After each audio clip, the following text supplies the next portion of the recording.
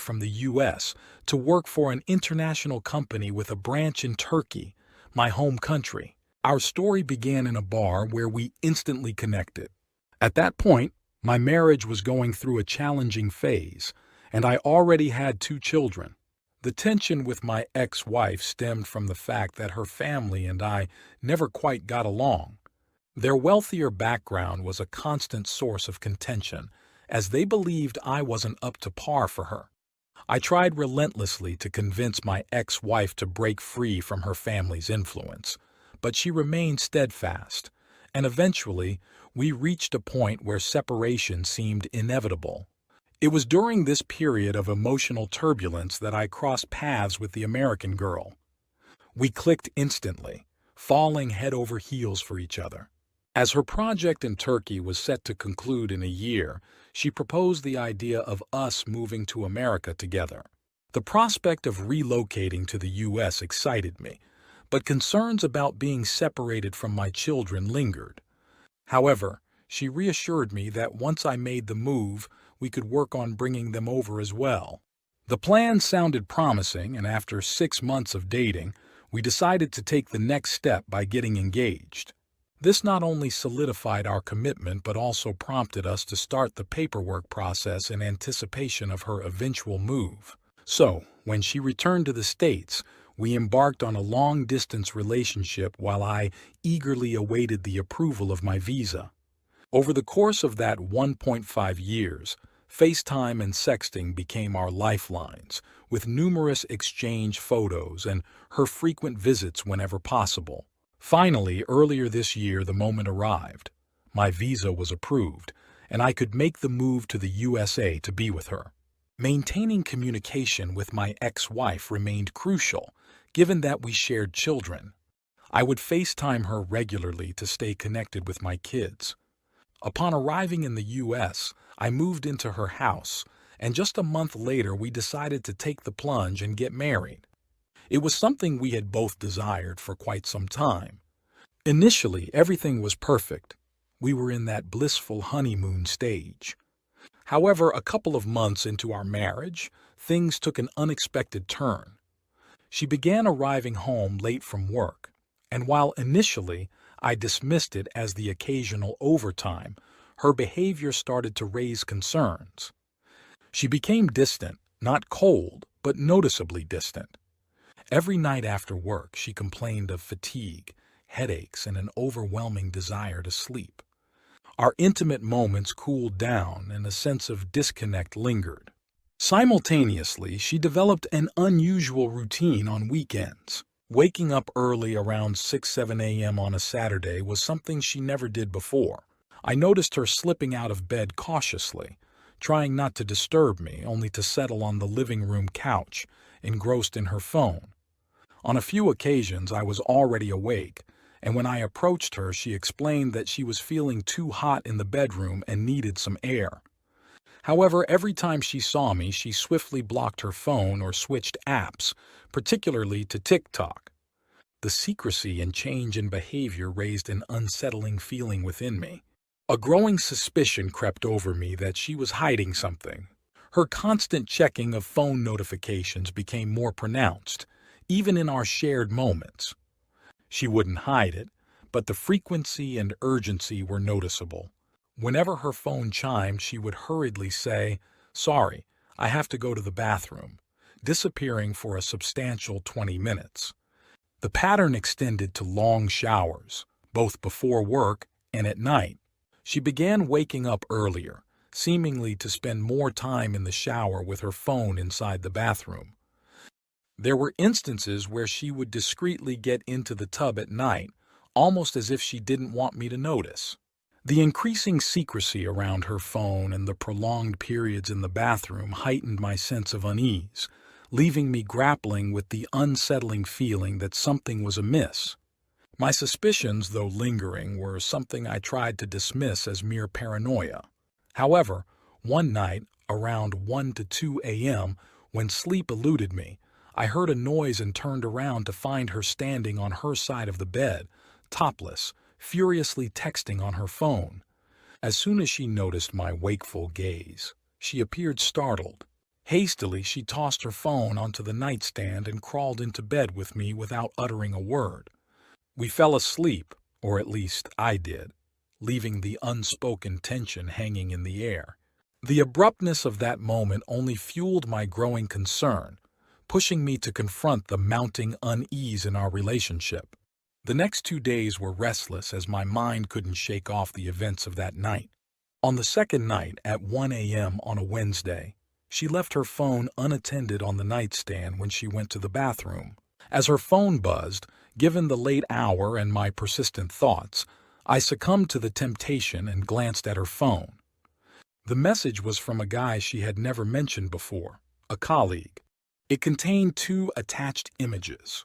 Before I could fully comprehend the content, she returned, and I discreetly averted my eyes, leaving the nature of those images hanging in the air, intensifying the turmoil within me. Days later, unable to quell my growing suspicions, I succumbed to the urge to check her phone quickly. I navigated to her photo album and discovered some selfies and nude photos that I had never seen before. Given our history of exchanging intimate images during our long-distance phase, these seemed unfamiliar, recently taken and not part of our previous exchanges. My anxiety deepened as I stumbled upon the messages with the mysterious guy, revealing pictures taken in what appeared to be a hotel room with a picturesque view of the street. I couldn't delve further into the messages as she was on her way back, leaving me with a tumult of emotions and unanswered questions. The next day I was going to take a picture of us with her phone. The last picture she had on her gallery was a pic of her vagina recently shaved. The date said it was taken 10 min before. She was in the bathroom by then.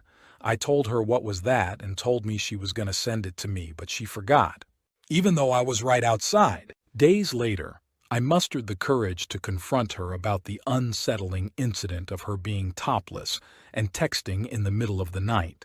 Her response was perplexing. She claimed not to remember the incident and attributed the late-night message from the unknown guy to him being on vacation in a different time zone. Despite her attempts at explanation, the signs of infidelity were unmistakable. The realization that she might have been cheating, possibly during my time in my home country, left me heartbroken. I questioned why she had brought me to the States if her love for me had waned. The confrontation backfired. She became defensive and angry, chastising me for checking her phone. Complicating matters, I was jobless and unable to work due to my immigration status, making me entirely dependent on her. The emotional turmoil and feelings of entrapment further complicated an already challenging situation. After the confrontation, a chilling transformation took over her demeanor. A side of her I had never witnessed surfaced.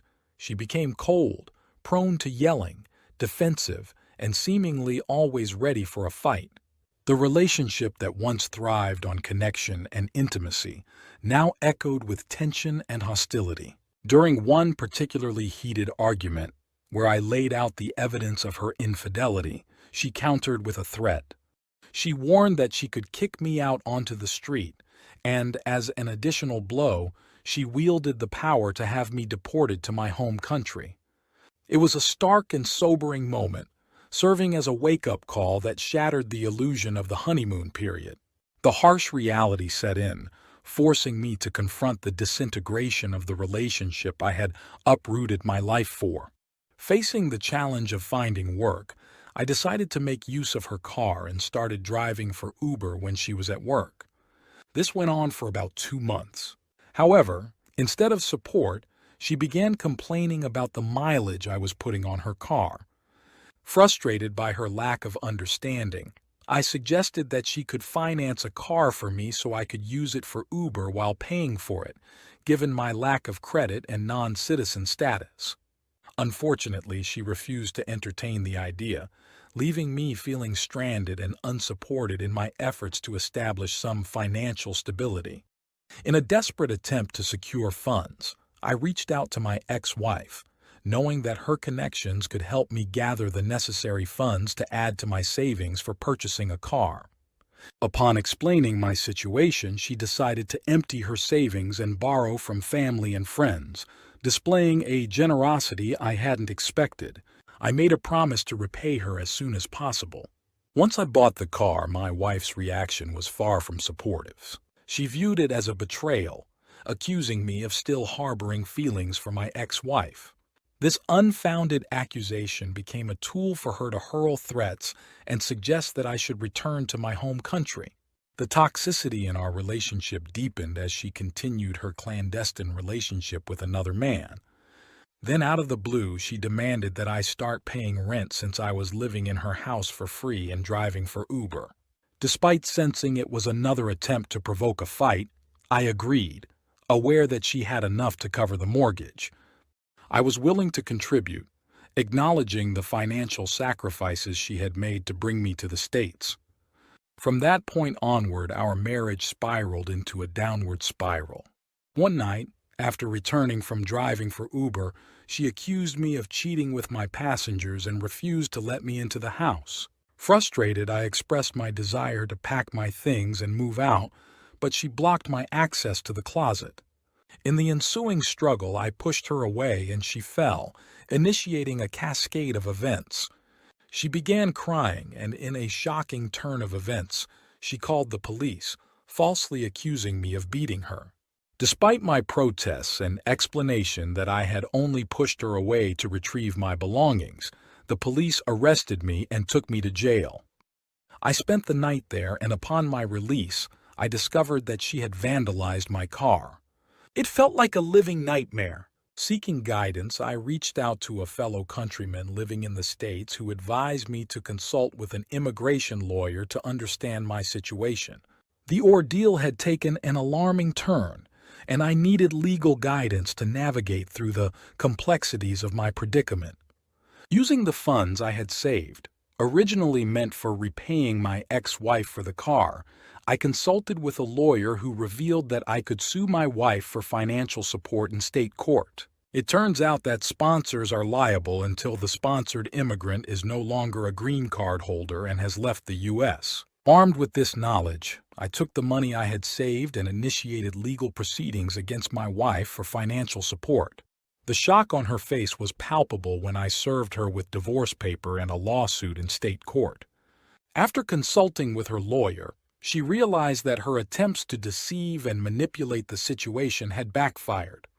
In a fit of anger and frustration, she called me, accusing me of ingratitude and claiming that I had used her to enter the U.S., questioning my love for her. This, despite the fact that she was the one who vandalized my car, called the police on me, lied to the police, and carried on an affair throughout most of my time in the U.S.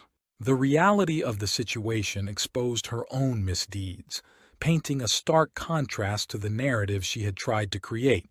During the divorce proceedings, her lawyer suggested a settlement, offering to buy me a new car and cut all contact. Despite the tempting offer, I rejected it. After winning the case, the court ruled that she owed me about $1,200 a month. While I wish things could have turned out differently and the marriage could have worked, the reality was she had turned hostile, seeking to destroy me.